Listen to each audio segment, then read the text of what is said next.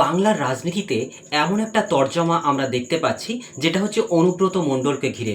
যেখানে তৃণমূল কংগ্রেসের সভা হতো সেই জায়গাতে কিন্তু অনুব্রত মণ্ডল অনুপস্থিত থাকলে চলতো না। আজকের সেই রকমই একটা সিচুয়েশনের মধ্যে চলে এসেছে যেখানে অনুব্রত মণ্ডলকে বাদ দিয়ে কিন্তু সভাগুলো আয়োজন করা হচ্ছে, অ্যারেঞ্জ করা হচ্ছে। এই কী ধরনের পলিটিক্যাল নীতি চলছে আমরা বুঝতে পারছি না। অনুব্রত মণ্ডলকে যখন ২১শে জুলাইয়ের মঞ্চের সামনে উপস্থিত থাকতে দেখা গেল, তখন কিন্তু পুলিশ তাকে একেবারে ঘাড় ধাক্কা দিয়ে সেখান থেকে বার করে দিল। তাহলে এই জল্পনা কল্পনা ঘিরে আমাদের মনের মধ্যে একটা প্রশ্নই আসছে, অনুব্রত মণ্ডল কি তাহলে বাদ পড়ে গেছে, নাকি নিজের মধ্যে নিজের মনের মধ্যে আলাদা ঘুঁটি সাজাচ্ছে এই বীরভূমের দাপুটে নেতা মানে অনুব্রত মণ্ডল? তো আমরা এই বিষয়টা নিয়ে পুঙ্খানুপুঙ্খভাবে বিশ্লেষণ করব, আলোচনা করব। তারই মধ্যে আমি বলে রাখি যে মুখ্যমন্ত্রী মমতা বন্দ্যোপাধ্যায় কিন্তু বীরভূমে এই জুলাই মাসের শেষে কিন্তু পদযাত্রা করবেন, এবং সেখানে শুধুমাত্র বৈঠক নয়, সেখানে কিন্তু উনি পদযাত্রা করবেন। এবং এরই মধ্যে ওখানে কিন্তু অনুব্রত মণ্ডলকে ঘিরে কিন্তু অনেক রকমের চাঞ্চল্যকর তথ্য আমরা দেখতে পাচ্ছি। অনেকে অনেক রকমের বিভিন্ন মতামত কিন্তু প্রদর্শন করছেন, বিভিন্ন মতামত কিন্তু ওরা প্রদর্শন করছে। সেই মতামতের মধ্যে দুটো পক্ষ তৈরি হয়েছে। এক পক্ষ বলছে যে অনুব্রত মণ্ডল একেবারে বাদ চলে গেছে, আর আরেক দিকে কিন্তু আরেকটা মতামত দেখা যাচ্ছে যে না, অনুব্রত মণ্ডল নিজেই কিন্তু নিজের ঘুঁটিটা সাজিয়ে নিচ্ছে। তো সবিস্তারে কিন্তু আমরা আলোচনা করব এই বিষয়টায়। আপনারা আমার সঙ্গে জুড়ে থাকুন। বিষয়টা নিয়ে এটাই দেখা যাচ্ছে যে অনুব্রত মণ্ডল যেভাবে দাপুটে নেতা ছিলেন, প্রত্যেকটা জায়গাতে কিন্তু অনুব্রত মণ্ডলকে রাখা হচ্ছে।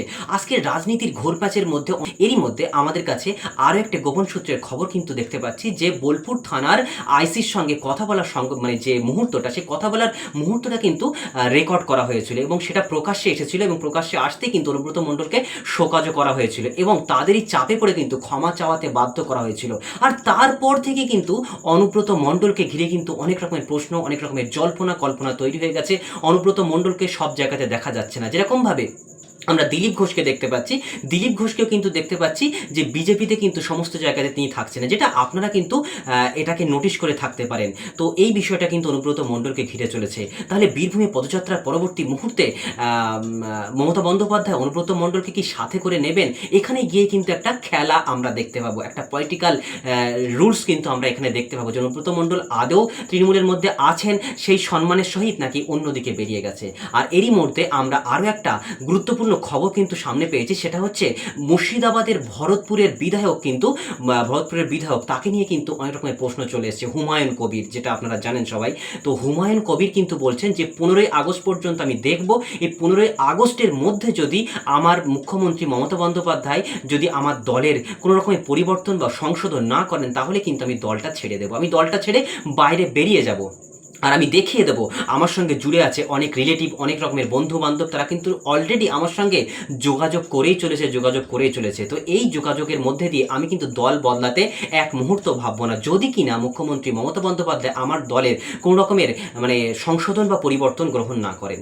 তো এরই মধ্যে আমরা দেখতে পাচ্ছি সুজন চক্রবর্তী, তিনি কিন্তু ওই হুমায়ুন কবিরকে কটাক্ষ করে বলেছেন যে তুই যাবি তো চলে যা না, তোর যাবার তো কোনো রকমের সমস্যা নেই, তুই পদত্যাগ কর, আগে পদত্যাগ করে তুই চলে যা, যেখানে খুশি তো চলে যা, তোর যাবার অধিকার আছে, তোর যাবারও অধিকার আছে, সেক্ষেত্রে কোনো সমস্যা নেই, কিন্তু পদত্যাগ কর, পদত্যাগ করে তুই বেরিয়ে যা।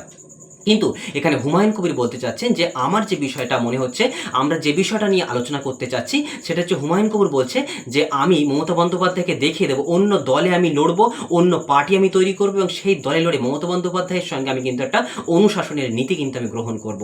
তো এই বিষয়টার কিন্তু বিরোধী করে সিপিএমের একজন বিখ্যাত নেতা তিনি কিন্তু বলছেন যে ও কি একটা মানুষ নাকি, ও কি একটা রাজনীতি, কি রাজনীতি, এসবগুলো কিসের রাজনীতি করছে ও যেটা করছে সেটা তো রাজনীতির মধ্যেই পড়ে না। আরে ছিল কংগ্রেসে, আসলো তৃণমূলে, আবার কি হচ্ছে কংগ্রেস থেকে বিজেপিতে, বিজেপি থেকে আবার তৃণমূলে। উনি দিদির পিসির পাশেও আছেন, আবার এদিকে ভাইপোর পাশেও আছেন, তাহলে তৃণমূল কংগ্রেসে নেই কেন? উনি মানে এ কিসের কোন ধরনের রাজনীতি, এটা আমি বুঝতে পারছি না। তো এইভাবে কিন্তু অনেক রকমের জল্পনা কল্পনা তৈরি হয়েছে বিভিন্ন মতাদর্শ ঘুরে। কিন্তু হুমায়ুন কবির কিন্তু স্পষ্ট বক্তা এবং স্পষ্টভাবে বলে দিয়েছে যে আমার যদি কোনো রকমের সংশোধন পরিবর্তন না করে, তাহলে কিন্তু আমি দল ছেড়ে বাইরে বেরিয়ে যাব। তো অন্যদিকে আমরা দেখতে পাচ্ছি 21-এর মঞ্চে অনেক টলিউড বলিউডের অনেক অভিনেতা অভিনেত্রীরা কিন্তু সেখানে উপস্থিত ছিলেন, এবং আমরা দেখতে পাই যে এই তৃণমূল কংগ্রেসের 21শে জুলাইয়ের মঞ্চে কিন্তু এক ঝাঁক পায়রা কিন্তু সেখানে উড়ে চলে আসে, এবং সেটা কিন্তু ম্যাক্সিমাম ক্ষেত্রে তৃণমূলের ম্যাক্সিমাম ক্ষেত্রে কিন্তু চলচ্চিত্র থেকে বা বিভিন্ন ইন্ডাস্ট্রিতে কিন্তু উঠে আসছে। সেখানে কিন্তু চিরঞ্জিত চক্রবর্তী অনুপস্থিত ছিলেন। তিনি এখন যেটা সংবাদ মাধ্যমে বলছেন যে আমি অনুপস্থিত ছিলাম, তার কারণ হচ্ছে তৃণমূল কংগ্রেসের আমার মনে হয় প্রয়োজন নেই। আমার আর প্রয়োজন নেই বলেই আমি সেখানে ছিলাম না। এখন অনেক নেতা অভিনেতা তারা চলে এসছে এবং সেই তারা চলে আসার পরবর্তী মুহূর্তে কিন্তু আমাকে বাদ দেওয়া হয়েছে বা আমাকে আমি বাদ পড়ে গেছি। এই বিষয়টা নিয়ে কিন্তু অনেক রকমের চাঞ্চল্যকর তথ্য কিন্তু চলে এসেছে, উঠে এসেছে এবং উনি বলছেন যে ইন্ডাস্ট্রিতে সবার একটা বড় জায়গার প্রয়োজন আছে, সবাই একটা বড় জায়গা চাই, সবাই চাই নিজের মতো করে বাঁচতে, নিজের পদমর্যাদা বাড়াতে। সেক্ষেত্রে ওদেরও প্রয়োজন ছিল, ওরা যাচ্ছে। কেউ যদি মনে করে যে আমি শুধুমাত্র এইটাই করব, তাহলে সে করতে পারে রাজনীতি। আবার কেউ যদি মনে করে যে আমি ইন্ডাস্ট্রিতেও থাকবো, রাজনীতি করব, তো সবই করতে পারে। এক্ষেত্রে শ্রাবন্তী চট্টোপাধ্যায় সেও বেরিয়ে এসেছিল, সেও কিন্তু বিজেপি থেকে এখানে চলে এসেছে। তাহলে পুরো বিষয়টা নিয়ে আমরা যেটা দেখতে পাচ্ছি, সেই বিষয়টা কিন্তু গুরুত্বপূর্ণ একটা তথ্য আমরা পেয়ে যাচ্ছি। তো আজকের প্রতিবেদনটা এই পর্যন্ত থাকছে। আমরা পরবর্তীতে দেখব যে অনুব্রত মণ্ডলকে ঘিরে যে জল্পনা কল্পনা চলছে তার পরবর্তী সিচুয়েশন কি হতে পারে। তো আপনারা অবশ্যই বিষয়টা লক্ষ্য রাখবেন, লক্ষ্য করবেন। তো আজকে এই পর্যন্তই।